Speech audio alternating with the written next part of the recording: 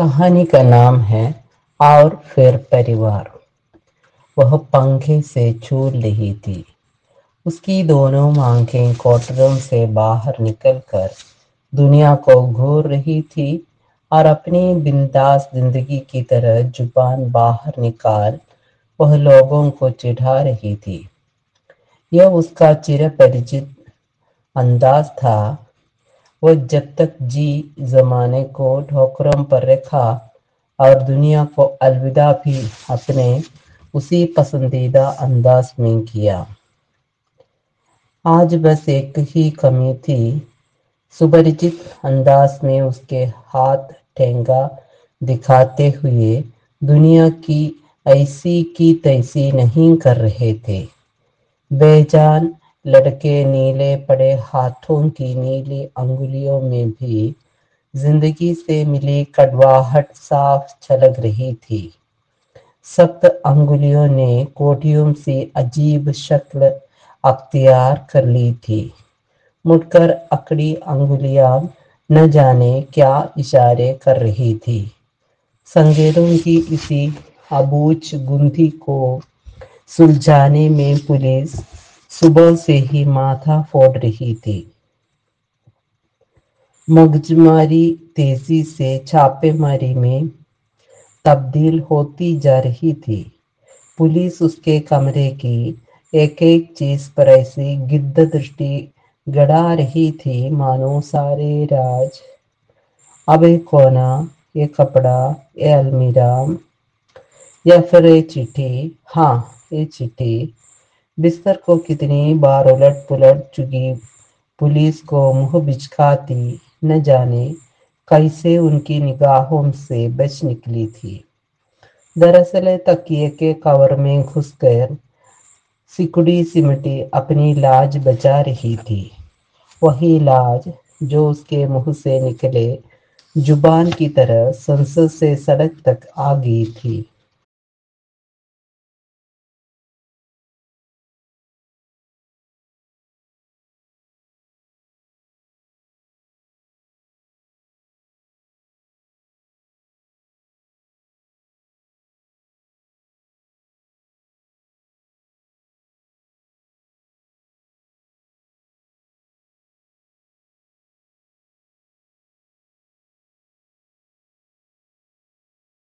उठा ली।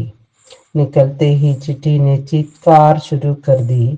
खिखियाई हुई आंखें भी दिखाई और हमदर्दी नहीं, सच्चे प्यार की तलाश में दीदी की गोद में छिपने की कोशिश भी की। तुम सही थी निदिगा, तुम सही थी। हाँ निदिगा, तुम ही सही थी, लेकिन पूरी तरह नहीं, क्योंकि गलत तो मैं भी नहीं थी। गलत थे हमारे हालत, नहीं हालत नहीं, समाज। ये कह कह कर मैंने खुद को दिलासा देने की बहुत कोशिश की, मगर हर बार आ खड़ा हुआ ये दैत्याकार प्रश्न की हालत और समाज तो हम दोनों के लिए एक ही थे। एक ही घर, एक ही माँ बाप, एक ही परिस्थितियाँ, एक ही जैसा पालन पोषण, एक ही स्कूल, एक जैसी शिक्षा दीक्षा, शक्ल सूरत भी लगभग एक सी। इस कदर एक की लोग अक्सर हमें देख हमारे जुड़वा होने का भ्रम पाल लेते थे। उन्हें कभी लगता ही नहीं था कि तुम मुझसे पूरे 4 साल बड़ी हो। तुम बड़ी थी उम्र में, मगर तुम्हारे सपने बहुत छोटे छोटे थे। मुझे चिढ़ थी इस बात से। चिट्ठी ने मुंह बिचकाया और जीभ निकाल कर मुंह चिढ़ाने लगी। दो कपड़ों में गुजारा, सर्दी पड़े तो परेशान कि गर्मी कहाँ से लाए, और गर्मी में हल्कान कि थोड़ी ठंडक कहाँ से मिले। बिजली का बिल बहुत ज्यादा आ रहा है, पंखा बत्ती का संभल कर इस्तेमाल करो।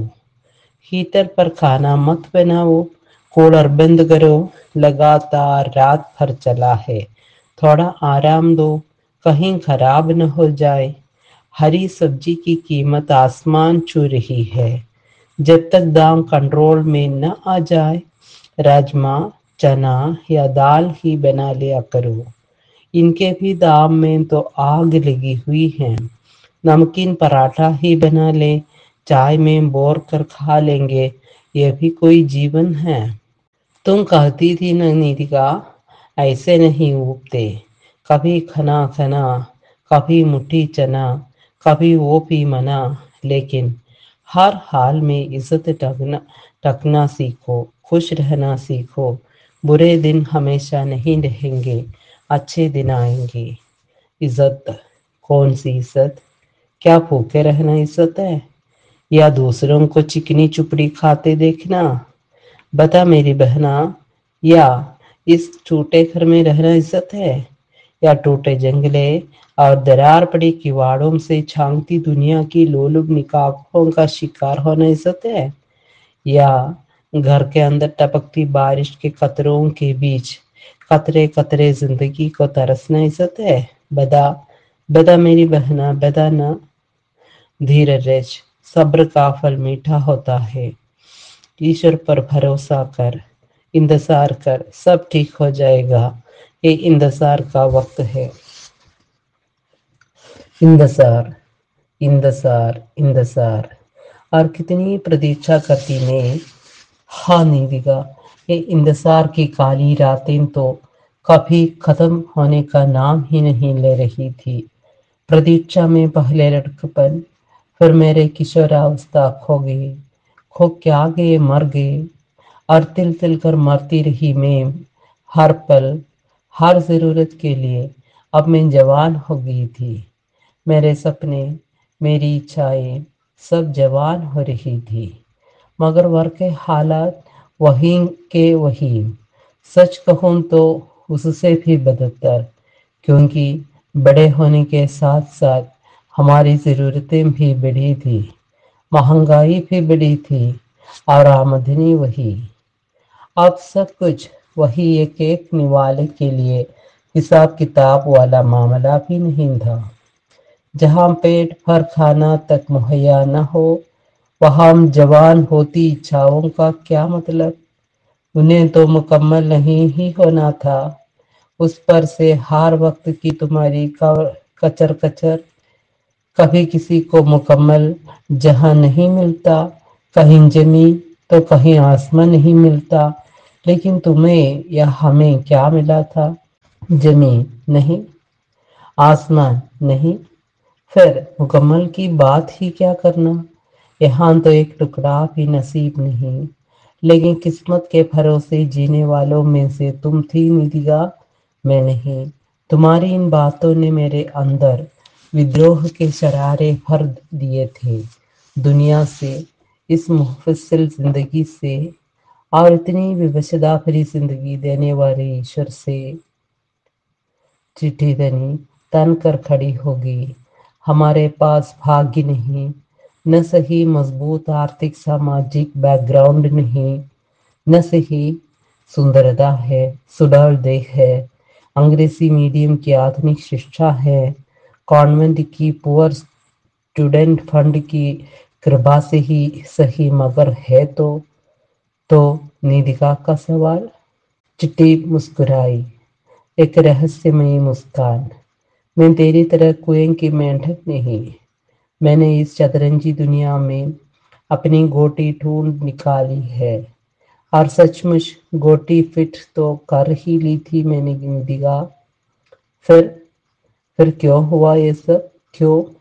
چٹھی دہاڑی، راکشسی دہاڑ، دک دکا اندر تھراتی کیوں ہے تو نیتکا؟ میں کوئی چوری بے ایمانی کرنے تو جا نہیں رہی، انٹرویو دینے جا رہی ہوں۔ ایک نئے ایئر لائنز کی شروعات ہونے جا رہی ہے، انہوں نے ایئر ہوسٹس کے لیے ویکنسی نکالی ہے، میں نے اپلائی کر دیا ہے، انٹرویو کال بھی آ گیا ہے، میں انٹرویو دینے جا رہی ہوں۔ میں انٹرویو سے تھرانے نہیں، مگر ٹھیک سے دیکھ لینا کیسا آرگنائزیشن ہے، کیا فیوچر ہے اس کا، وہاں تیرا فیوچر کتنا سیف ہے، کیونکہ صرف 10+2 کے بعد जा रही है तू नौकरी खोजने, पढ़ाई बीच में छोड़कर। एयर होस्टेस की नौकरी बिना विशेषज्ञता के नहीं मिलती, उसका भी कोर्स होता है, वो भी नहीं किया है तूने। अगर कुछ गड़बड़ हुआ तो मेरी नौकरी पक्की है। मैं जानती हूँ जुगाड़, प्राइवेट कंपनियों में कैसे नौकरी पाई जाती है, सब जानती हूँ। कच्ची गोटियां नहीं खेली मैंने। मेरी चोट तू अपनी बता। तूने कौन सा तीर मार लिया है? तूने तो एमए कर रखा है ना। हार एजुकेशन, क्या मिला तुझे? क्या कमाल कर गई तू? एक प्राइवेट स्कूल टीचर, 5,000 की तनख्वाह। अब बीएड के लिए मगजमारी। बीएड करके भी कौन सा कानून का खजाना हाथ लग जाएगा? 15 या 20,000। मेरी तो सैलरी ही शुरू होगी 15,000 से। ऐसा ना हो कि ओह ओ तू चुप कर। चिट्टी खिलखिलाई। तो हमेशा रोंदू की रोंदू ही बनी रहेगी, डरती ही रहेगी। तो डरती रह, जो रिस्क लेते हैं वही तरक्की करते हैं, रात की जिंदगी जीते हैं। वैसे भी डर के आगे ही जीत है। देख, जीत गई मैं। चिट्टी खिलकी, चहकी। अब निधिका के गले में बाहें डाल झूल गई। निधिका की चाहक उठी। उस दिन घर में मनमुटाव पका। सबने सबने शक्कर खाया। चिट्टी ने चटकारे लिए। देखा निधिका, हिम्मत मर्दा, मददे खुदा। मैंने हिम्मत की तो आज हम खा रहे हैं पुलाव मटन, वरना महीने भर इडियां रगड़ने के बाद मिलते वही 5,000 और खाते वही नमक रोटी। हाय, ये क्या मेरी जोंदू, आज तो तू भी मुस्कुरा रही है। कैसे हुआ ये चमत्कार? जरा ठहर, मैं देख के आती हूँ। जरूर आज तेरे सूरज देवता पश्चिम से निकले होंगे। और तो हंसी थी ठहाके लगाकर। मैं भी हंसी थी। उस दिन पहली बार हंसा था। हमारे घर का कोना कोना, मम्मा पापा के चेहरे, हाथ कान, उनका रोम रोम आशीष बरसा रहा था। चिट्ठी फिर चीखी, अजीब खर्र खर्र सी अनसमझी चीख। वह आवाज उसकी तो न थी, ये तो किसी डरावने जानवर की आवाज थी जो अब बेबसी में गुर्रा रहा था। बोल नीतिका बोल, अब तू चुप क्यों है? तू ही तो कहती थी हरदम कि माँ बाप के आशीष में बड़ी ताकत होती है। माँ बाप को खुश करने वालों को ईश्वर खुश करता है। कहाँ गया तेरा वह हमदर्द ईश्वर? पूछ अपने उस मददगार से कि मैंने तो हरदम माँ बाप को खुशी दी, उनकी हर चिंता हर ली, उनकी हर जरूरत पूरी की। फिर मुझे खुश क्यों नहीं देख सका वो? क्या वो डर गया था मुझसे? चिट्टी हंसी, बेरहम, जालिम क्रूर हंसी या विस्फोटक आत्महंता हंसी, ये वो खुद भी न समझ सकी। बस हंसती रही, मानो हंसने से जरूरी अभी और कोई काम नहीं है। जैसे हंसने का दौरा पड़ा हो, हंसने के सिवाय और कोई उपाय नहीं है।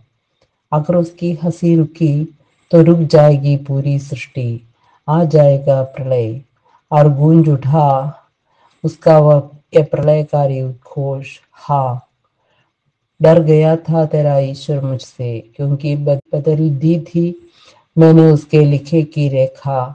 उसने तो लिखा था कि हमें जीवन भर तरसना है एक एक दाने को। अपनी हर जरूरत के लिए हमें उसका मोहताज बने रहना है। उसके सामने हमेशा फैलाए रहना है हाथ, ताकि वो जब चाहे जैसे चाहे हमें नचाए कि अभी मुझे तेरी आरती उतारनी है, अभी तुझे मेरे सामने शीश नवाना है, अभी तुझे बकरी की तरह मिमियाना है। वो तो विस्मित था कि हाय, ये इस लड़की ने क्या कर डाला। 6 महीने में परमानेंट होगी इसकी नौकरी, सैलरी होगी दुगनी। अब तो इसके घर आ गया फ्रिज, ओवन, भाई के लिए बाइक, पिता के लिए स्कूटर, कि अब उसकी बहन 5,000 के लिए लिया नहीं लगती। वो तो अब नोट गिनती है नीतिका कोचिंग क्लासेस में। अब इसके घर के प्लास्टर छप्पर के चांखर नहीं चढ़ गया है, उन पर नया रंग रोगन, कि अब पिज्जा देख इनके मुंह में पानी आने से पहले डिलीवरी दे जाता है पिज्जा बॉय। याद है निधिका, जब मैं कमाने लगी थी तो मैंने कहा था तुझसे, अब तो अपनी क्लास शुरू कर। तो हमेशा से यही तो चाहती थी न निधिका, लेकिन डरती थी कि कोचिंग के जमने में वक्त लगेगा। अभी कम से कम बंधा बंधाया ही सही 5,000 रुपये तो आते हैं, लेकिन अपने कोचिंग में तो हो सकता है कि हजारों मार जाए, या महीने 6 महीने एक पैसा भी न आए। उस पर से किराएदार को खाली कराकर कोचिंग शुरू करना है तो वो आमदनी भी बंद। फिर तब तक घर कैसे चलेगा? पापा के 6,000 रुपयों से भाई राजवीर का स्कूल फीस कैसे जाएगा? मॉम के डायबिटीज की दवा कहाँ से आएगी? इसलिए दवा रखी थी न तूने अपनी चाहत, अब इसकी जरूरत नहीं। मैं और पापा घर चलाएंगे, तो अब इतना वक्त ले सकती हैं। वक्त इजाजत दे न दे, मेरी इजाजत है तुझे। और बस हो गया है तेरा खुदा बेचैन, उड़ गई उसकी रातों की नींद। अरे एक गरीब लड़की, इसकी इतनी मसाल, क्या अनाप शनाप बोलती रहती है। ईश्वर क्या गरीब अमीर मानते हैं? मानते हैं, बिल्कुल मानते हैं। गरीब अमीर ही नहीं मानता, वह शक्ति प्रदर्शन भी करता है। अगर ऐसा नहीं होता तो पूरी दुनिया बिना जुर्म के क्यों उसके सामने सिर झुकाती? बता बता मुझे, क्यों मुझे सिर्फ अपनी प्रशंसा पसंद होती? कोई उसकी निंदा कर देता है तो क्यों प्रलया जाती है, हाहाकार मच जाता है। ईश्वर की सुनामी लहरों पर सवार होकर शहर के शहर, देश के देश, अरे पूरी सभ्यता तबाह हो जाती है। नितिका, तू तो इतिहास की शोधार्थी है, क्या इतना नहीं जानती? जितना नुकसान तेरे इस खुदा ने किया है उतना किसी तानाशाह ने नहीं। उसी के आड़ पर आड़ लेकर सब करते हैं सारा कुछ। इतना ही नहीं, वो तो वही वास करता है जहां धन है। देखा नहीं, ईश्वर जहां निवास करते हैं उसके नीचे सोने चांदी का बिस्तर लगा होता है। इतना कि आदमी क्या सरकारें गिनते गिनते थक जाती है और ईश्वर को अपने से बड़ा पूंजीपति मानकर छोड़ देती है। कोई धारा नहीं लगाती, कोई टैक्स नहीं लगाती, और इस कृति को ईश्वरीय रहस्य नए चमत्कार, हाँ चमत्कार मान लेती है। अवैध जमीन पर बनी मगारें और मंदिरें पूंजीपतियों और शक्तिमानों का प्रश्रय गाह होती है। ये भी क्या तुझसे छिपा ही नहीं दिखा? कोई भी प्रभावशाली आदमी बिना पंक्ति के भगवान के दर्शन कर सकता है, और गरीब पंक्तिबद्ध निर्धन के हिस्से आती है भगवान की बे आवाज और पुलिस की तड़ातड़ बरसती लाठियां। ईश्वर के उपासक बाबाओं से किस तरह लक्ष्मी जी जा चिपकती हैं, ये भी क्या तुझसे छिपा है निधिका? लेकिन मैं जानती हूँ तो अब भी यही कहेगी, ईश्वर भेदभाव नहीं करता, वह तो हम करते हैं। सब भाग्य का खेल है, लेकिन तेरे ईश्वर का लिखा भाग्य मुझे मंजूर न था और मैंने अपना भाग्य खुद गढ़ा। और ही वो पल था जब घबरा हो गया तेरा ईश्वर। तू बुरा कर ही रही थी कृतिका। चिट्ठी निधिका पर छपटी। मैं बुरा कर रही थी। क्या बुरा कर रही थी मैं? क्या ये मेरी क्वालिटी नहीं? अगर नहीं तो हर बॉस को क्यों चाहिए होती है एक खूबसूरत सेक्रेटरी। स्वर्ग में अप्सराएं क्या कर रही हैं? धरती पर संकट आता है या स्वर्ग का आसन डोलता है तो यही अप्सराएं होती है जो अपनी लुभावनी मुद्राओं से धरती का संकट हरती है और इंद्र का राज बचाती है। और इंद्र एक बार फिर रास रंग में मस्त हो जाते हैं। बोल सच है कि नहीं? मुझे तो सिर्फ पैसा कमाना था, सिर्फ पैसा, किसी भी शर्त पर, क्योंकि मैं जान गई हूं कि आर्थिक आजादी ही किसी लड़की को इन मर्दों की गुलामी से निकाल सकती है। और अगर हमारे पास इतना खूबसूरत हथियार है तो क्यों नहीं मैं करूं इसका इस्तेमाल? बता, बोल मेरी बहना, मुझे भी हक है अपनी एक दुनिया बनाने की। तो ईश्वर की दुनिया के समानांतर उतनी ही शक्तिशाली, ऐश्वर्यशाली, समानांतर ईश्वर ने तुम्हें जितना दिया है वही मेहरबानी समझो। ज्यादा लालच न करो, उससे न टकराओ, नहीं तो उसकी बेआवाज लाठी ऐसी पड़ेगी कि पता भी नहीं चलेगा बहना। लालच, लालच नहीं, हक है मेरा। हाँ, आगे बढ़ना हक है मेरा, इसे कोई छीन नहीं सकता मुझसे। ऐसे रिश्तों में हक की बात करना ही बेईमानी है। आगे बढ़ने की बात में रिश्ता कहाँ से आ गया? मैंने कब कहा कि मैं किसी रिश्ते में हूँ? और जिसे तू रिश्ता कहती है उसे काम का हिस्सा मानती हूँ मैं। अपॉइंटमेंट के वक्त वही मेरी क्वालिटी बनी थी और प्रमोशन में भी वही काम आया। सर्टिफिकेट की इन फाइलों में मैं नौकरी नहीं पा जाती।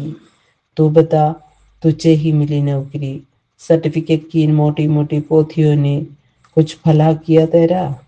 और सिर्फ हवाई जहाज पर टिक टिक उड़ने भर से मैं कंपनी की डायरेक्टर नहीं हो जाती।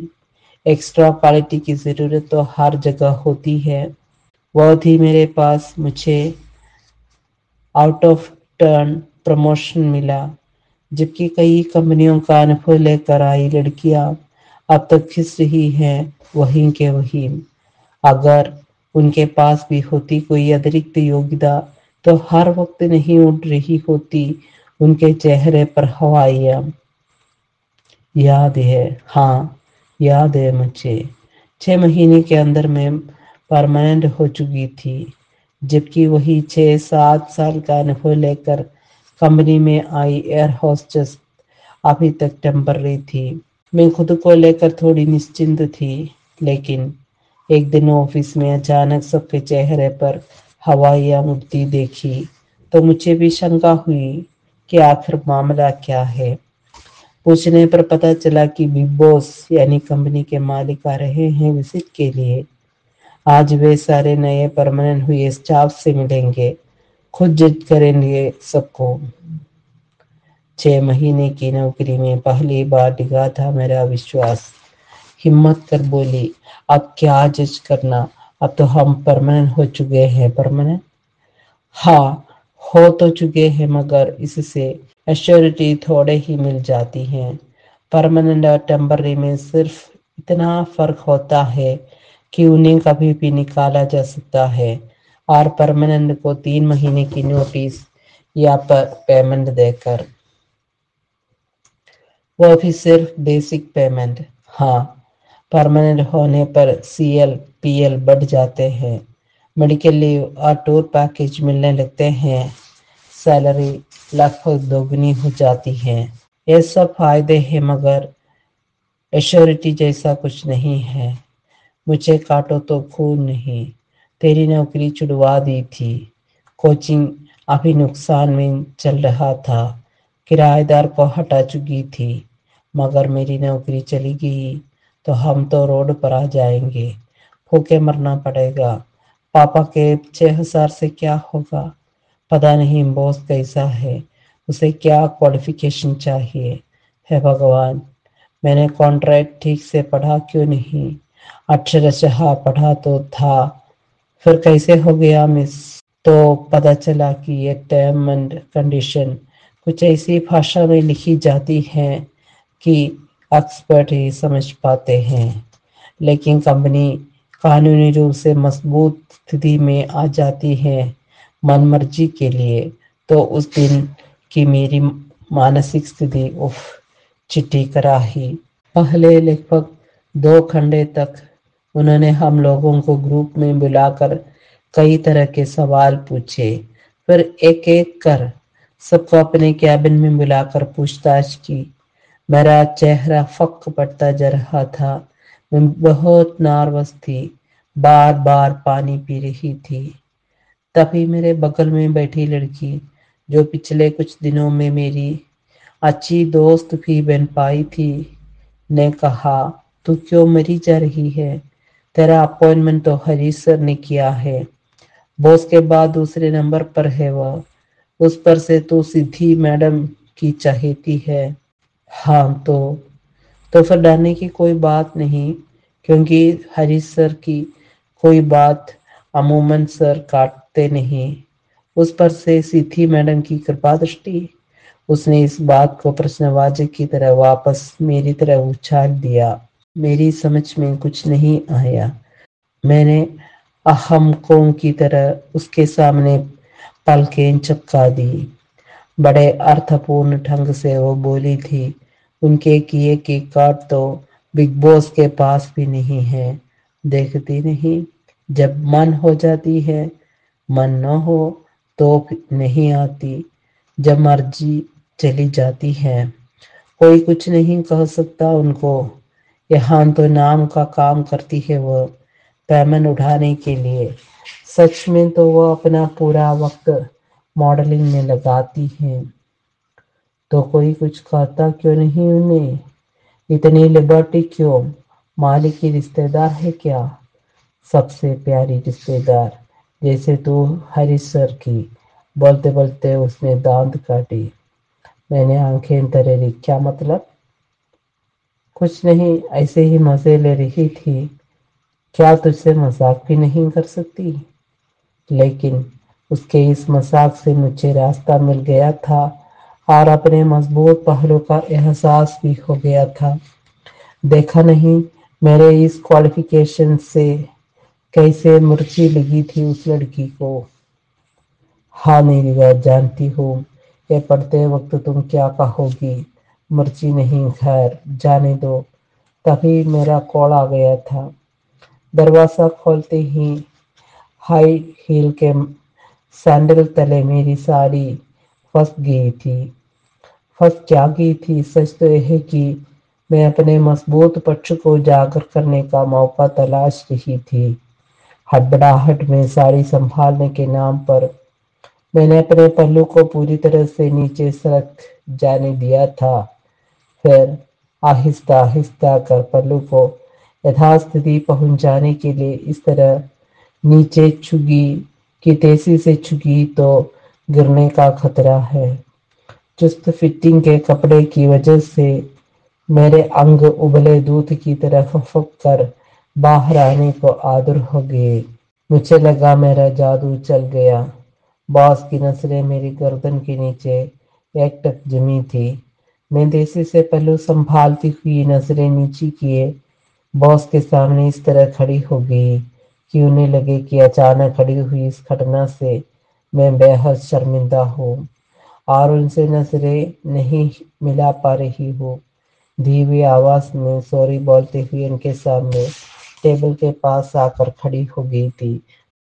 इनकी खोलती बिलावरी आंखें अब भी वहीं कहीं अटकी थी, शायद उससे भी नीचे, टेबल की ऊपरी सतह के समान अंदर। एक बारगी मुझे लगा मेरी इस हरकत पर वो नाराज हो गए हैं मुझसे, लेकिन अगले ही पल वे एकदम सहज हो गए। मुझे नर्वस देख बोले, अरे मैं कोई शेर नहीं जो तुझे कच्चा चबा जाऊंगा। देख मेरे भी 2 ही हाथ हैं, नाखून भी नहीं है, मेरे दांत भी देख ले। फिर अर्थपूर्ण अंदाज में बोले, इसमें खून नहीं लगा है जो तू घबरा रही है। मैं बड़ी अदा से मुस्कुराई। फिर वे मुझसे लगभग 10 मिनट तक बातें करते रहे थे, घर परिवार, पसंद नापसंद। और फिर बोले, कल से ड्यूटी ओवर होने के बाद तू मुझे रिपोर्ट करेगी, सिर्फ मुझे, समझी? और डर मत, तेरी नौकरी सरकारी टैक्स परमानेंट हो गई, समझिया समझाओ। मैं जानती थी मेरी यह क्वालिफिकेशन यहाँ भी काम कर गई थी। मुझे बिन मांगे मोती मिल गया था। खुश इतनी थी कि बाहर जमीन पर ही न पड़े थे। मैं मन ही मन गुनगुना रही थी, आज मैं ऊपर आसमान नीचे। रिपोर्ट करने जाती तो वे ऐसे प्यार जताते मानो मेरे आने के इंतजार के सिवा उनके पास कोई काम ही न हो। खूब लाड दिखाते थे मुझसे। मैं भी कोई कम तो थी नहीं।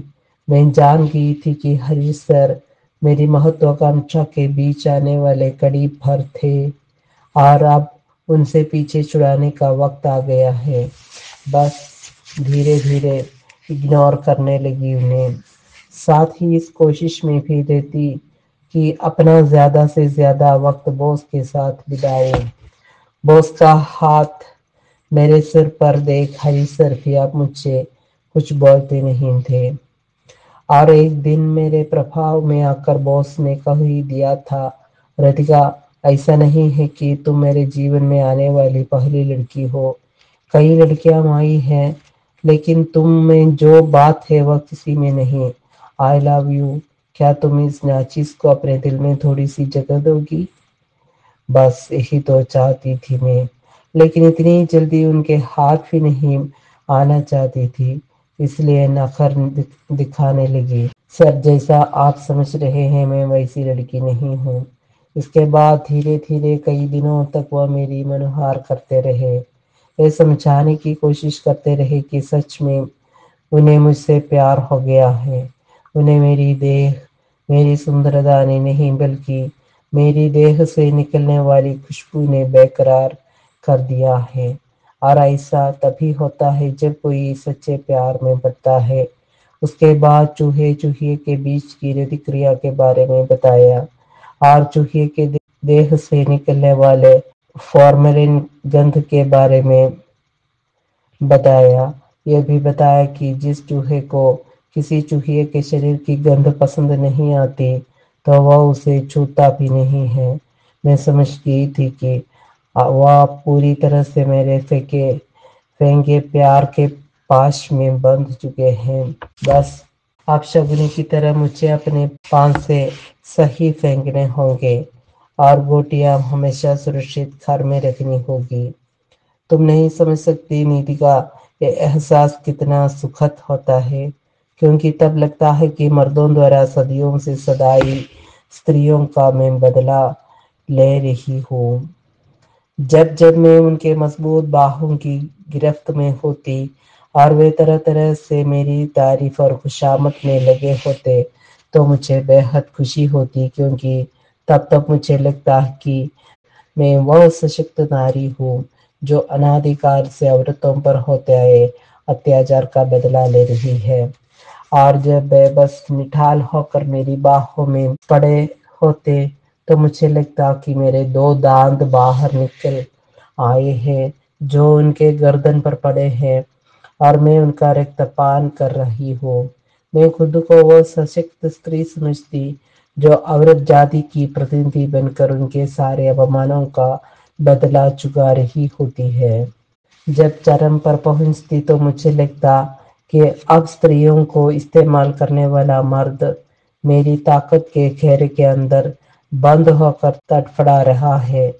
सच, पहले पहल तो मुझे ही लगा कि मैं दुनिया की वह शक्तिशाली स्त्री हूँ जो मर्दों को उन्हीं के हथियार से उनको नचा रही है, उनका इस्तेमाल कर रही है। इस तरह से मैं उस पर राज करने लगी थी, और वह वही करता था जो मैं चाहती थी। एक दिन उसने कहा, तो अब ये सब ड्यूटी फ्यूटी छोड़, तू तो मेरी मालकिन है। जब मेरी मालकिन है तो इस कंपनी की भी मालकिन हुई ना। अब तो रानी बनकर राज कर, समझिया समझाओ। और मुझे कंपनी का डायरेक्टर बना दिया। میں بھاؤں چک، اتنا تو میں بھی نہیں سوچ پائی تھی۔ تب اس نے مجھے باہوں میں بھرتے ہوئے کہا تھا کہ میری رانی، اس میں بھی میرا ہی سوارتھ ہے۔ تو وہاں جہاز میں اڑتی رہتی ہے اور ریحان تیرا عاشق تڑپتا رہتا ہے۔ اب جب تو بغل کے کیبن میں رہے گی تو جب بھی چاہے گا ہم دو جسم ایک جان ہو جایا کریں گے، سمجھی یا سمجھاؤ؟ چٹی کے چہرے پر ایک انبوجھ بھاؤ تیرا، پتا نہیں یہ خوشی کا بھاؤ تھا یا دکھ کا۔ نیریگا، تو سمجھ نہیں سکتی، اس کے اس ایک فیصلے نے مجھے اسمنجس میں ڈال دیا تھا۔ اچانک سے اس کے ڈائریکٹر بنانے سے میں سشنکت ہو اٹھی تھی، پھر دھیرے دھیرے میرے دماغ سے یہ آشنکا بھی جاتی رہی۔ اس بار کو بھوشیہ بھروسے چھوڑ دیا۔ ہاں، تو میں بتا رہی تھی کہ وہ تھا بہت رسک اور پیاسا، روز کنواں کھودتا تھا، ایک دو بار نہیں، کم سے کم 3-4 بار کہتا، رتیکا تیری یہ جو دو ہمالیہ کی چوٹیاں ہیں نا، ایک ایورسٹ ہے، دوسری کنچنجنگا، تو ایسی تو پورے جہان میں کسی کے پاس نہیں ہے۔ ان چوٹیوں کے بیچ میرا تو نیاگرا جل پرپات بھی ڈوب جاتا ہے، میرے جل پرپات کے سارے پانی سوکھ جاتی ہے تو، اور میں پھر پیاسا رہ جاتا ہوں۔ گجب ہے تو رتیکا، تیرے ساتھ مجھے دنیا کی سب سے تنگ اور گہری کالی گنڈکی کھاٹی میں خون آنے جیسے رومانچ کا احساس ہوتا ہے۔ تو جو سنتشٹی دیتی ہے نا، وہ مجھے آج تک کبھی کسی سے نہیں ملی۔ مجھے چھوڑنا مت کبھی۔ ہاں، اس کے بدلے وہ مجھے وہ سب دیتا تھا جو مجھے چاہیے تھا، جتنا مانگتی تھی اتنا پیسہ، سکھ، سویدھائیں، گفٹس، مگر کیا؟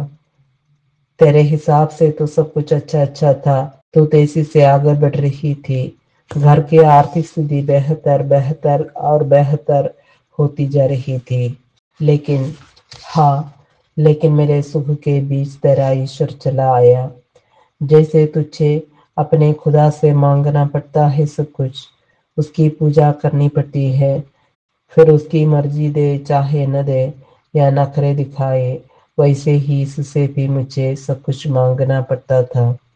بن بیٹھا تھا وہ میرا مزاجی خدا، اپنے من سے کچھ بھی نہیں دیتا تھا، مانگتی تو احسان جتانا کبھی نہیں بھولتا تھا، ترسا ترسا کر دیتا تھا، روز اسے اس کے بڑے ہونے کا احساس کرانا پڑتا، اس کے سامنے شیش نوانی پڑتی، تعریف کرنی پڑتی، پھر بھی اتراتا، کون کرے گا اتنا بولو، میرے جتنا کوئی اور کرے گا؟ تب مجھے احساس ہوا کہ ٹھگی گئی تھی میں اسے نہیں نچا رہی تھی، بلکہ وہ مجھے نچا رہا تھا، وہ استعمال کر رہا تھا میرا۔ آج سے نہیں، پہلے دن سے میں ٹھگی گئی ہوں، بس خون کھول اٹھا میرا۔ جب تو اپنی سمجھ سے اسے نچا رہی تھی تب؟ چٹی سے آنکھیں نچاتی رتیکا بولی، تب کیا؟ کسی کا استعمال کرنے اور استعمال ہونے میں بہت فرق ہوتا ہے، استعمال کرتے وقت تو بہت مزہ آتا ہے، لیکن ہوتے وقت بہت درد ہوتا ہے، ٹھیس ہوتی ہے، پور پور اس جلن کے احساس سے گھاؤ کی طرح ٹھپکتا ہے۔ تب مجھے یہ احساس تھا کہ کچھ نہیں بدلا، بس بدلتے زمانے میں استعمال کرنے کی تکنیک بدلی ہے، سب کچھ ویسا ہی ہے، آدم، ننگا، بدبودار، جو سٹ کر اب اور سڑاندھ مار رہی ہے۔ مردوں نے عورتوں کو جوتی بنائے رکھنے کے اس ملمے کو دیہ مکتی کا بس ایک ویچارک جامہ پہنا کر اسے مضبوط ناڑے سے باندھ دیا ہے، جس کے نیچے وہی جلتی انگار ہے، ٹھیک ویسے ہی جیسے پہلے کے بندھوا مزدور آج کے کامگار میں بدل گئے ہیں۔ پہلے ان سے مار پیٹ کر کام لیا جاتا تھا، آپ کانٹریکٹ میں باندھ کر کبھی بھی نوکری لے لیے جانے اور اس کے بدلے مزدوروں سے ہی جرمانہ لیے جانے کا بھائی دکھا کر کام لیا جاتا ہے۔ مجھے بری لگنے لگی تھی یہ بات، اسی باندھی سمجھنے کے رویے سے تیرے ایشور کو نکارا تھا۔ اب دوسرا میرا ایشور بنا بیٹھا تھا، وہ بھی تو باندھی ہی سمجھتا تھا، جر خرید غلام، جبکہ میں تو برابری کا معاملہ چاہتی تھی، اس کا پیسہ اور میرا۔ لیکن وہ جو پیسے دیتا تھا وہ سونا، اور بدلے میں جو دیتی تھی وہ مٹی، اس کا معنی کوئی مول نہیں۔ ایسا ہی دکھاتا تھا وہ، اکثر کہتا، یہ مت سوچنا کہ میں قیمت دے رہا ہوں، ارے لڑکی تو اچھی سے اچھی 10-20 ہزار میں مل جاتی ہے، لیکن تو میرے لیے اس کا یہ احسان دکھانا اکھرنے لگا تھا مجھے۔ بار بار ہاتھ کیوں پھیلاؤں میں بھکاری نہیں تھی، میں اس کے پیسے کے بدلے میں اس سے زیادہ قیمت چکاتی تھی، اس لیے برا لگنے لگا تھا۔ یا تیرے مدھیہ ورگی سنسکار میرے اندر بھی زور مارنے لگے تھے، پتہ نہیں۔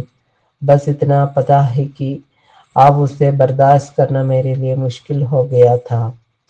برا لگنے کی یہ پرکریا کوئی ایک دن میں نہیں شروع ہوئی، لیکن گھی میں آگ کا کام کیا اس ایک چھڑ نے، جب ایک بار میرا موڈ خراب تھا اور میں نے اسے منع کر دیا۔ بس اس نے منہ پھلا لیا، جب اس کے سامنے گئی کوئی نہ کوئی بہانہ لے کر پھناتا رہا، میرا فون پک نہیں کیا۔ اس دن وہ مجھے پیسے دینے والا تھا، وہ بھی نہیں دیے۔ ایسے ہی ایک بار اور ہوا تو اس نے میری سیلری چیک پر سائن ہی نہیں کی۔ سب کی سیلری آ گئی، مجھ سے کہا گیا سر کچھ بزی چل رہے ہیں، فری ہوتے ہی سائن کریں گے تب سیلری ملے گی۔ اب میں جان بوجھ کر بھی منع کرنے لگی، اس کی نجتا کی حد جاننا چاہتی تھی، اور تب مجھے احساس ہوا وہ مجھے سلیکون کی بنی سیکس ڈال کی طرح کا کوئی کھلونا سمجھتا ہے، یا ایسا سیکس روبوٹ کہ جب اس کا من کرے اس کے انگنما ایک ایک یندر کو جوڑ کر اپنی خواہشیں پوری کر لے، پھر اسے الگ الگ کر اپنے شائن کش میں اس طرح سجا دے جیسے کوئی گڑیا۔ میں اس کے اس ویوہار سے پوری طرح کھو گئی تھی۔ یہ استھتی منظور نہیں تھی مجھے، کیونکہ اتنا تو تب تک میں جان ہی چکی تھی کہ وہ جب جس پر مہربان ہوتا ہے اسے نہال کر دیتا ہے، اور جیسے ہی من بھرا یا دوسری ملی تو کون اور کون میں۔ میرے آنے کے بعد ستھی کا حال ایسا ہی ہوا تھا، کسی اور کے آنے کے بعد میرا بھی یہی حال نہیں ہوگا، اس کی کیا گارنٹی تھی۔ وہ خود بتا چکا تھا کہ پہلے بھی کئیوں کی ایسی تیسی وہ کر چکا ہے۔ سب سے بڑا جھٹکا تو مجھے تب لگا جب اس نے اپنے ایک ڈیل کے لیے مجھے اپنے کلائنٹ کو خوش کرنے کو کہا۔ جب میں نے منع کیا تو ایک دم سے بھڑک اٹھا، تیرے لیے اتنا کچھ کرتا ہوں، تیری کوئی بھی اچھا میں زمین آسمان ایک کر پورا کرتا ہوں، تو میرے لیے اتنا بھی نہیں کر سکتی؟ اتنا سا اور نہیں تو کیا رکھا ہے اس میں ایسا جو ختم ہو جائے گا ایک بار سے؟ آج کل تو ایسی باتیں معنی ہی نہیں رکھتی۔ چل، میں تیرا آپریشن کروا دوں گا، تیرے پتی کو کچھ پتا بھی نہیں چلے گا، پھر سے مڈل کلاس سینٹیمنٹل پھول کی طرح باتیں نہ کر، ورنہ واپس اسی گٹر میں چلی جائے گی جہاں سے نکلی ہے تو۔ پھر سر ہلکا کر بولا تھا، کمون یار، یہ سب تو معمولی باتیں ہیں، سمجھی یا سمجھاؤں؟ میں نے کہا، سر یہ معمولی بات نہیں، ابھی تک جو بھی میں نے کیا ہے وہ اپنی اچھا سے کیا ہے، اپنی مرضی سے کیا ہے، آگے بھی جو کروں گی اس میں میری مرضی ضرور شامل ہوگی۔ ایسے ہی بنا مرضی کے کسی کے سامنے بچھ جانے والیوں میں سے میں نہیں ہوں۔ اور رہی معمولی سی بات کی، تو क्यों नहीं अपनी बीवी को भेज देते हैं। 2 दिनों का जमा कोई ज्वालामुखी फूट पड़ा था मेरे भीतर। चिट्ठी से गरम गरम लावा निकलने लगा। चटाक। 2 टके की लौंडिया मेरी बीवी से अपनी तुलना करती है। रंडी कहीं की लड़की सिर्फ पहली बार अपनी मर्जी से किसी मर्द का बिस्तर गर्म करती है, उसके बाद ये उसकी नींदी हो जाती है। उसके पास लौटने का कोई रास्ता नहीं बचता। मर्जी से नहीं आएगी तो ब्लैकमेल होगी, पैसों के लालच में आएगी, प्यार से आएगी, जोर जबरदस्ती से आएगी, धमका कर आएगी। जाएगी कहाँ, क्योंकि अपने सारे रास्ते तो वो मर्द के बिस्तर पर ही छोड़ आई होती है। अपनी मर्जी हूँ। माय फूड जब दिया था उसने एक जोरदार थप्पड़, गाल से ज्यादा दिल पर लगी थी ये चोट। चिट्ठी बिसूरी। मैं समझ गई थी। एक बार कदम डगमगाने के बाद सधे कदमों से चलना इतना आसान नहीं था। उसके बाद सब कुछ एम्प्लॉयर की मर्जी पर मुनहसर होता है। लेकिन मैंने भी इस दलदल से बाहर निकलने की जिद ठान ली थी बहना। इसलिए अपने व्यवहार के लिए बाद में उसके माफी मांगने का कोई असर नहीं हुआ था मुझ पर। मनाने का भी नहीं। फॉरेन टूर पर भी ले गया, लेकिन मैं बस एक मौके के इंतजार में थी, इसलिए चुप थी। आप जब वह मेरी तारीफ करता तो मेरा दिल कहता था, देख साला हरामी कैसे चटखारे ले रहा है। दिल करता आंखें फोड़ दूं कमबख्त की। मन में आता मुझ पर नजर पड़ते ही लार टपकने लगती है इस कमबख्ती के मारे की। जब इतनी ही अदुलनीय क्या बके जा रही है निगाह चीखी। मैं बक रही हूँ। अब एक खोंचू तेरा इतिहास बक रहा है। इतिहास उठा कर देख ले मेरी पढ़ाकू इतिहास टीचर। घर में बीवी और साहब कोठे पर। क्यों, मजे के लिए ही ना। कोठा चोर, तू यही बता कि किस राजा ने हरम नहीं बनवा रखी थी। किस खेतिहर किसान की बहू बेटी को नहीं सोना पड़ा जमींदार के साथ। बकवास में तुझसे कोई जीत सकता है भला। नहीं जीत सका कोई भी मुझसे। चिट्ठी गर्भ से इतराई। 2 साल, सिर्फ 2 साल। आ देख तू कि मैं कहाँ हूँ। आज मैं एयर होस्टेस नहीं डायरेक्टर हूँ कंपनी की, और तू वहीं की वहीं 10,000 रुपये पाने वाली स्कूल टीचर। बड़े गर्व से कहा था ना तूने कि मैं अब कभी कोचिंग खेलती ही नहीं रितिका। अगर जान जाती है सच, मुझे तो लगा तू नौकरी कर रही है। तू तो उसकी रखैल बनी फिर रही है। नहीं चलानी मुझे इससे कुकर्म के पैसे से शुरू की गई कोचिंग, और बंद कर दी थी तूने कोचिंग। लेकिन चिट्ठी फट पड़ी तो और क्या करती, भूखे मरती। फिर तुरंत रो पड़ी थी चिट्ठी। तू सही थी निधिका। मैं तो देह की आजादी, आर्थिक आजादी के सपने के साथ आई थी। मुझे क्या पता था जो समंदर सरपट भागती सड़क दिख रही है वह सुराब है, मरीजगाह है, दलदल है, फटी है। आजादी नहीं, आजादी का आभास मात्र। ये तो वह रास्ता है जो सिर्फ आजादी उन्मुक्तता मसे का एहसास देता है, मगर स्त्री रहती है गुलामी की गुलाम ही। बस गुलामी का चोला बदल जाता है। वो अपनी देह का इस्तेमाल अब भी अपनी मर्जी से नहीं, मजबूरी और असुरक्षा की वजह से कर रही होती है।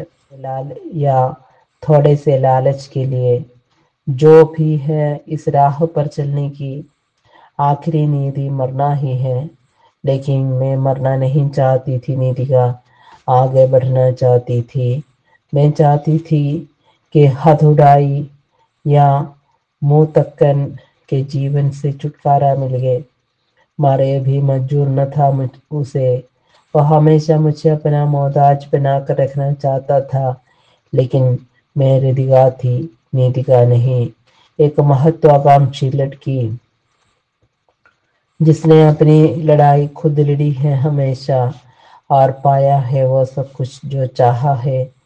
اب میں ان پرستتھیوں سے آگے نکلنا چاہتی تھی، اس لیے اب میں اس بیچ کی گئی کرسپونڈنس کورس کی راہ میں آگے کی راہ دیکھ رہی تھی۔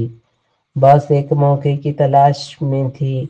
چٹھی دہاڑی، اب تو میرے پاس انبھو بھی تھا، کمپنی چلانے تک کا انبھو۔ یہ نہیں دے گا تو دوسری جگہ ٹرائی کروں گی۔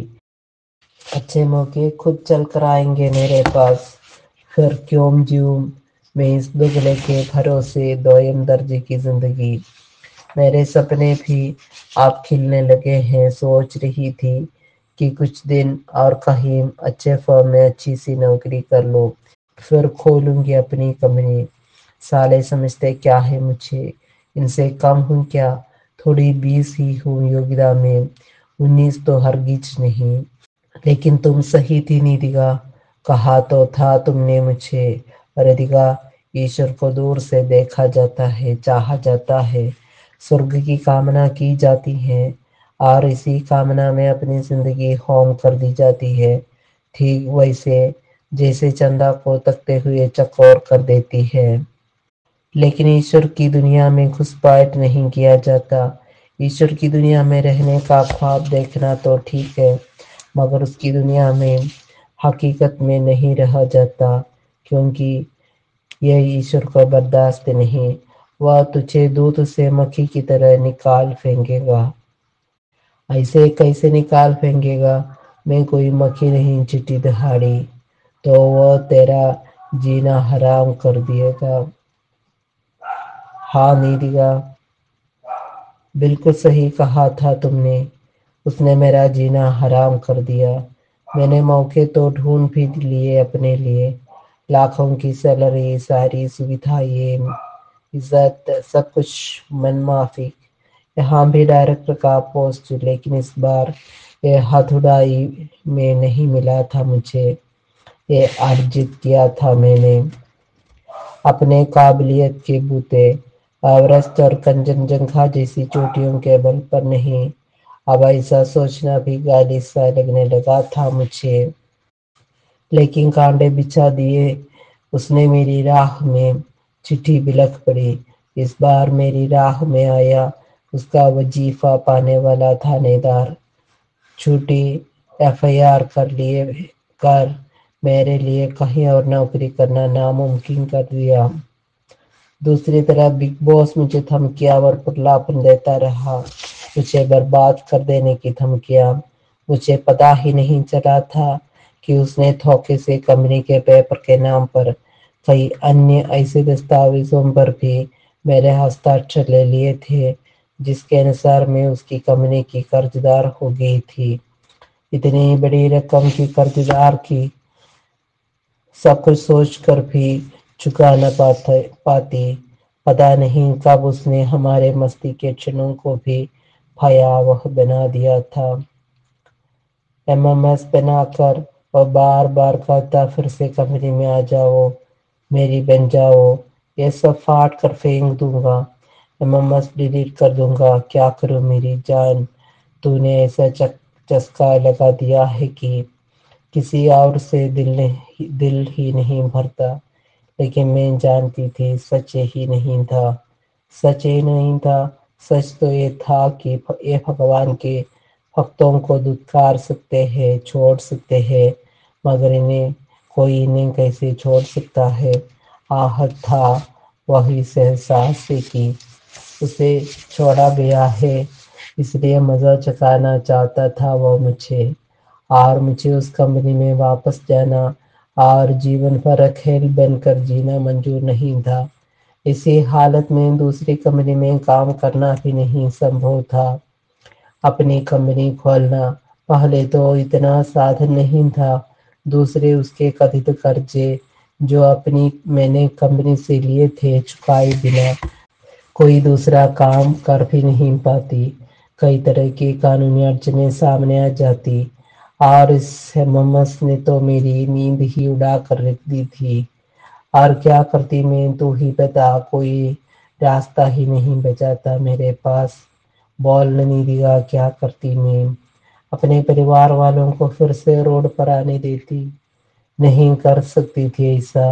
وہ دھمکی دیتا تھا کہ تمہیں اور تمہارے پریوار کو جیل بھجوا دوں گا، الگ الگ شہروں میں الگ الگ FIR کر دوڑاتا رہوں گا، تیرا MMS کلپ انٹرنیٹ پر ڈال دوں گا، بلوٹوتھ کے ذریعے پورے شہر میں بنٹوا دوں گا۔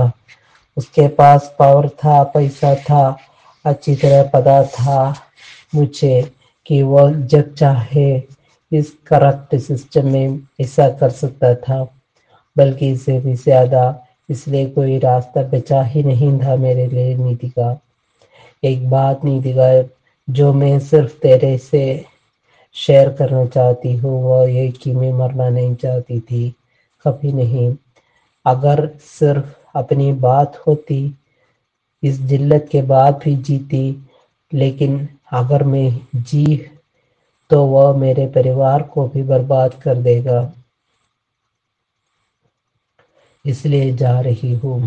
جانتی ہے نیتیکا، جب میں نے مرنے کا فیصلہ لیا تو کیسے کلس کر رہ گئی، کلیجہ کام بڑھا لگا، مرنے سے پہلے ہی روح فنا ہوگی۔ کئی بار پھندے کو گرے میں ڈالا اور نکالا، پھندے کے نیچے کامتے ہاتھوں سے کرسی لگانے سے پہلے کئی بار میرے ہاتھوں سے وہ چھوٹی اور گری۔ بار بار من بدلا، گوتم بدھ یاد آئے، ان کی یہ بات دکھ ہے، دکھ کا کارن ہے تو نوارن ہے۔ نعبت اس سے میرے کانوں میں گونجتی رہی، ہمت دیتی رہی، مت مرو، لڑو، ہر سمسیا کا حل اسی زندگی میں ہے، مرنے کے بعد کچھ بھی نہیں۔ چارواک سامنے کھڑے ہو گئے، زندگی ہی سب کچھ ہے، کوئی آتما نہیں، مرنے کے بعد کچھ بھی نہیں۔ یاوت جیویت سکھم جیویت رنم کرتوا دھرتم پیبیت بھسمی بھوتस्य دیہسయ پنراگمنم کدھا۔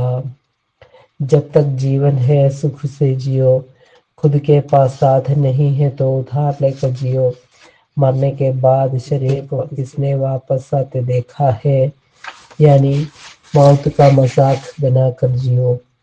لیکن شاید تب وہ یہ نہیں سمجھ پائے تھے کہ آدمی کی زندگی اتنے ڈوروں سے بندھی ہوتی ہے کہ اگر ایک ڈور نہ کاٹی جائے تو سارے ڈور الجھ کر رہ جاتی ہے۔ میں سچ کہتی ہوں نیتیکا، میں جینا چاہتی تھی لیکن پریوار کی قیمت پر نہیں۔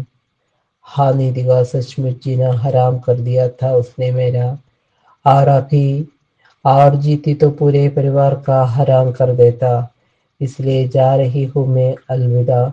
چٹی نے ہاتھ ہلایا اور چٹی اڑنے لگی۔ نیتیکا دوڑی، اسے پکڑنے کی کوشش کی، بھرپور کوشش، چلاتی رہی، تو کیا سمجھتی ہے کہ تیرے مرنے کے بعد وہ پریوار کو چھوڑ دے گا؟ وہ اب بھی وہی کرے گا جو تیرے زندہ رہنے پر وہ کرتا۔ چٹی کے پیچھے بھاگتی رہی نیتیکا، چٹی آسمان میں، نیتیکا نیچے۔ تبھی آکاش وانی ہوئی۔ یاد ہے نیتیکا، تو رامائن پڑھتی تھی، جنمت مرت دسہ دکھ ہوئی، یہ تو ایشوروں کے لیے ستیہ ہے۔ جنم لیتے سمے کا تو پتا نہیں، مگر مرتے سمے انہیں دسہ دکھ اس لیے ہوتا ہوگا کہ ہائے یہ ایشوری چھوڑ کر کیسے جاؤ۔ یہ ستیہ ہم جیسوں کے لیے نہیں ہے، ہمارے لیے بس ایک ہی ستیہ ہے، جیون مانے نرک، موت مانے مکتی، اور اس مکتی کو انگیکار کرنے سے ہمیں بھلا کون سا ایشور روک سکتا ہے؟ اتنی کس کی حیثیت ہے؟ ٹھیک ہے کہ میں جیسی زندگی چاہتی تھی میں ویسی زندگی اپنی اچھا سے جی نہیں سکی۔ جینا چاہا تو پتا چلا اس دنیا میں بہت سارے خدا ہے جو مجھے جینے نہیں دیں گے۔ لیکن جتنے دن جی اپنی مرضی سے جی، اور جب لگا یہ ممکن نہیں تو موت، ہاں موت بھی اپنی مرضی سے انگیکار کر رہی ہوں۔ اس میں بھی تمہارے بھگوان کا کوئی دخل نہیں ہوگا۔ لو مین بھی چلے اڑن چھو الوداع ندیگا، اور چٹی ہوا کے بونڈر میں گھس کر اوپر، بہت اوپر، اور پھر ندیگا کی نظروں سے اوچھل ہوگی۔ پھر جیسے دک دکا اندر گونج اٹھے، تم صحیح تھی ندیگا، ہاں لیکن پوری طرح نہیں۔ میں اب جانتی ہوں ندیگا کیا غلطی کی میں نے، سچ مچ میں جان گئی ہوں مکتی کے نام پر میں ادھر ادھر چھلانگیں لگا رہی تھی، اپنی سویدھانسار، کبھی اس طرح کبھی اس طرح، شر کے خطرے سے انجان جنگل جنگل ہرنی کی طرح کھلانچیں مار رہی تھی۔ ایسے میں یہ تو ہونا ہی تھا، ایک طرف تو میں دیہ کی مکتی کی بات کر رہی تھی، دوسری طرف اسی دیہ کو ٹول کی طرح استعمال کر رہی تھی، اس کی قیمت وصول رہی تھی، جبکہ اس مکتی کے ساتھ تو ایک ذمہ داری بھی آتی ہے۔ میں اسی سے بھاگ رہی تھی۔ اس آزادی کا مطلب تو ماتر اتنا ڈر ہوتا ہے کہ دیہ سے عزت نہیں جڑی ہے۔ عزت اپنے کرموں سے جڑی ہے، ذمہ داری سے جڑی ہے، میں نے اسے ہی شرمسار کیا۔ اس سوتنترتا کا مطلب تو یہ تھا کہ اگر کچھ ایسا ویسا ہو تو خود کو دوشی مت مانو اور بڑھ چلو اپنے کام پر میں نے سوتنترتا کو سوچھندتا سمجھ لیا، دیہ کو اوزار سمجھ لیا، تو پھر کیسی مکتی، کہاں کی مکتی؟ جیسے ہی شریر کو اوزار بنایا ویسے ہی جٹ گئی اپنی دیہ سے، بلکہ اور کس کر پکڑ لیا اپنی دیہ کو۔ ایک اور بات میری بہنا، دوسری غلطی مجھ سے یہ ہوئی کہ آرتھک آزادی کے نام پر ایک طرف میں نے تیرے ایشور کی ستا کو چنوتی دی، دوسری طرف اسی کی طرح شکتیشالی اور ایشوریہشالی دنیا کے نرمان کے منصوبے بھی باندھ رہی تھی وشوامتر کی طرح۔ اس کا مطلب تو یہی تھا نا کہ میں بھی خدا بننے کی راہ پر چل رہی تھی، یعنی پھر کئی قطرے قطرے زندگی جینے والوں کی پیٹھ پر چڑھ کر میں مراتی اپنی دنیا اور انہیں چھوڑ دیتی اپنے جیسی ابھشپت زندگی جینے کو۔ ہاں بہنا، سچ ہی ہے کہ ودروہ کی میری جوالا اتنی بڑی ہو گئی تھی کہ میں اسی کی لپٹوں میں جھلس رہی تھی۔ اس کی آنچ سے بچنے کا مجھے بس ایک ہی راستہ دکھائی دے رہا تھا کہ میں تیرے وشواس کو توڑ کر اپنی ایک الگ دنیا بناؤں، تیرے خدا کے سمان اندر اتنی ہی شکتیشالی اور اتنی ہی ایشوریہشالی۔ کاش میری بہنا زندگی بھی ریوائنڈ ہو پاتی تو اس بار اپنی غلطیوں کو سدھار کر فل پروف پلان کے ساتھ دیتی چنوتی تیرے خدا کو، دیکھتی تب کیسا سامنا کرتا ہے وہ میرا، تب اپنے جیسے ابھشپت ساتھیوں کا ساتھ دے کر کھڑی ہوتی ہے اس کے خلاف۔ ہاں ندیگا، میں جان پائی ہوں وہ بیج منتر سچ بہنا، تیرے بھگوان کی تو نہیں پر تیری قسم کھا کر کہتی ہوں کہ میں جینا چاہتی تھی، لیکن پریوار